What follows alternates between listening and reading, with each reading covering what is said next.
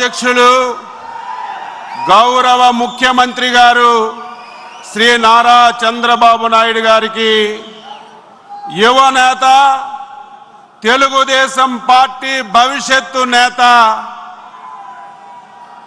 Telugu Desam party జాతీయ ప్రధాన కార్యదర్శి శ్రీ నారా లోకేష్ బాబు గారు, వేదిక పైన వేదిక ముందున్నటువంటి తెలుగుదేశం పార్టీ కుటుంబ సభ్యులారా, తెలుగుదేశం పార్టీ పుట్టి 43 సంవత్సరాలు పూర్తి చేసుకొని 44వ సంవత్సరంలోకి అడుగుపెట్టాం.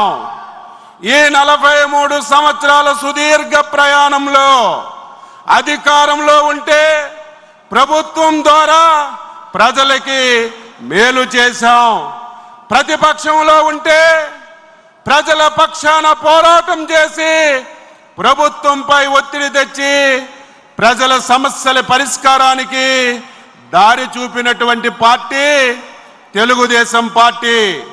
43 సంవత్సరాలు సుదీర్ఘ ప్రయాణంలో కష్టాలు వచ్చినా ఇబ్బందులు వచ్చినా గత 5 సంవత్సరాలు ఎప్పుడు రానటువంటి సమస్యలు వచ్చినా కార్యకర్తలు ప్రాణత్యాగాన్ని చేసి ఆస్తులు కోల్పోయి 5 సంవత్సరాలు పనిచేశారు. కాబట్టే మొన్న జరిగినటువంటి ఎన్నికల్లో తెలుగుదేశం ఎన్డీఏ అధికారంలోకి వచ్చిన విషయాన్ని ఈ మహానాడు ద్వారా తెలియజేస్తున్నాను.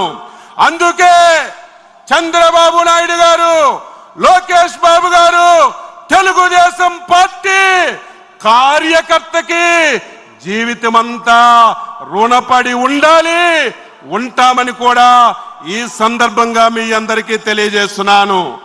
ఈరోజు ఒక ముఖ్యమైనటువంటి అంశం వ్యవసాయం. ఈ దేశానికి వెన్నుముక రాజని మైకు ఉన్న ప్రతి ఒక్కరూ నిదానంగా మాట్లాడుతుంటారు, ఆచరించడంలోనే చాలా తక్కువ మంది ఉంటారు. ఈరోజు వ్యవసాయాన్ని అత్యంత ప్రాధాన్యతగా తీసుకొని మళ్ళీ ఈ రాష్ట్రంలో వ్యవసాయాన్ని లాభసాటిగా చేయాలి, రైతే రాజుగా తయాలని మీరిచ్చినటువంటి అధికారాన్ని సంవత్సర కాలంగా ఏ విధంగా చేస్తున్నామో మీ అందరికీ ఒక సందర్భంలో తెలియజేస్తున్నాను. గత 5 సంవత్సరాలు అత్యంత ప్రాధాన్యత కలిగిన రంగాలు వ్యవసాయ రంగాన్ని, నీటిపారుదల రంగాన్ని గత ప్రభుత్వం తాళం వేసి అస్తవ్యస్తం చేసింది. మేము అధికారంలోకి వచ్చిన తర్వాత వ్యవసాయాన్ని లాభసాటిగా చేయాలి. గత ప్రభుత్వం రైతుకి గిట్టుబాటు ధర లేదు, పండిన పంట కొన్నటువంటి నాదులు లేడు, కొంటే 5 మాసాలు 6 మాసాలు డబ్బులు ఇచ్చినటువంటి పరిస్థితి లేదు. మేము అధికారంలోకి వచ్చేసరికి ఈ రాష్ట్రంలో రైతులు ధాన్యం కొని 1600 కోట్లు గత ప్రభుత్వం బాకీ పెట్టిన విషయం గుర్తు చేస్తున్నాను.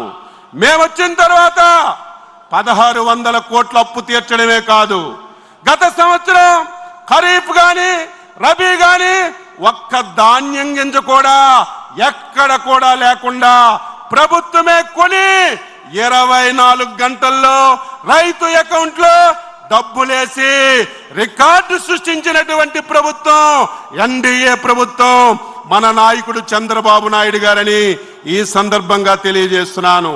తక్కువ పెట్టుబడితో ఎక్కువ లాభాలు రావాలి, దానికి ప్రభుత్వాలు ప్రోత్సహించాలి. గత 5 సంవత్సరాలు మట్టి నమూనాలు తీసిన సందర్భాలు లేవు, సాయిల్ టెస్టింగ్ లేదు, ఒక యంత్ర పరికరం లేదు, ఒక స్ప్రింక్లర్ లేదు, ఒక డ్రిప్ లేదు, సకాలంలో ఎరువులు లేవు, విత్తనాలు లేవు, ఇన్సూరెన్స్ లేదు. ఎప్పుడైనా ప్రకృతి విపత్తులు వస్తే ఆదుకున్నటువంటి సందర్భాలు 5 సంవత్సరాల్లో మనం ఎప్పుడు చూడలేదు. ఈ సంవత్సరంలోనే మొత్తం సమూలమైనటువంటి మార్పులు తీసుకొస్తున్నాం. వ్యవసాయం అంటే ప్రతి ఒక్కరూ వరి మీదే ఆధారపడుతున్నాం, కానీ దానివల్ల రైతుకు మేలు జరగడం లేదు. అందుకే చంద్రబాబు నాయుడు గారు దీన్ని మనం డైవర్ట్ చేయాలి. ఈరోజు రాయలసీమ ఉంది. రాయలసీమ హార్టికల్చర్కి ఒక హబ్బుగా తయారవుతుంది. ఈరోజు రాష్ట్రంలో 24 పంటలు 11 క్లస్టర్లుగా తయారు చేశాం. అందులో రాయలసీమలో 9 పంటల్ని ప్రాధాన్యతగా తీసుకొని రేపు భవిష్యత్తులో ఇక్కడ హార్టికల్చర్ని అభివృద్ధి చేయాలని ప్రయత్నం చేస్తున్నాం. రైతుకి యంత్ర పరికరాలు మళ్ళీ చంద్రబాబు నాయకత్వంలో ప్రారంభించాం. ఈరోజు రాయలసీమ ఉంది, నీరు తక్కువగా వస్తుంది. ఆ రోజు చంద్రబాబు నాయుడు గారు రాయలసీమలో ఇరిగేషన్ రావాలంటే స్ప్రింక్లర్లు, డ్రిప్పులు ఉండాలి, అవి కూడా 90% సబ్సిడీతో ఇవ్వాలని ఆ రోజు నిర్ణయం చేసి మనందరికీ అందించారు. 5 సంవత్సరాలు స్ప్రింక్లర్ లేదు, డ్రిప్పు లేదు. మళ్ళీ మనం వచ్చాం. 9 మాసాల్లోనే స్ప్రింక్లర్లు, డ్రిప్పు 90% సబ్సిడీతో ఇచ్చాం.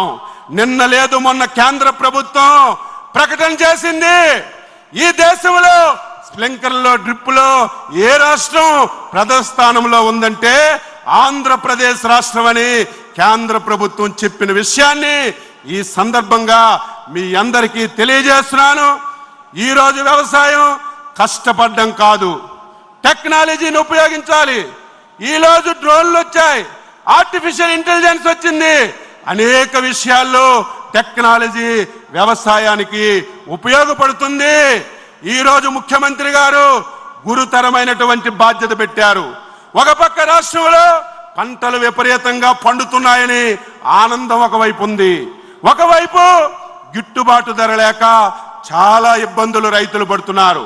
ఈ మధ్య కాలంలో 4 పంటలకి రైతాంగానికి ఇబ్బంది వస్తే ముఖ్యమంత్రి గారు ప్రత్యేకమైనటువంటి శ్రద్ధ పెట్టి మిర్చికి కానీ, పొగాకు కానీ, కోకో కానీ, రాయలసీమలో పండినటువంటి మామిడికి కానీ రైతుకి నష్టం జరగకూడదు. అవసరమైతే రాష్ట్ర ప్రభుత్వం ద్వారా రైతుకి సహాయపడాలని ముఖ్యమంత్రి గారు స్పష్టమైనటువంటి ఆదేశాలు ఇచ్చారు.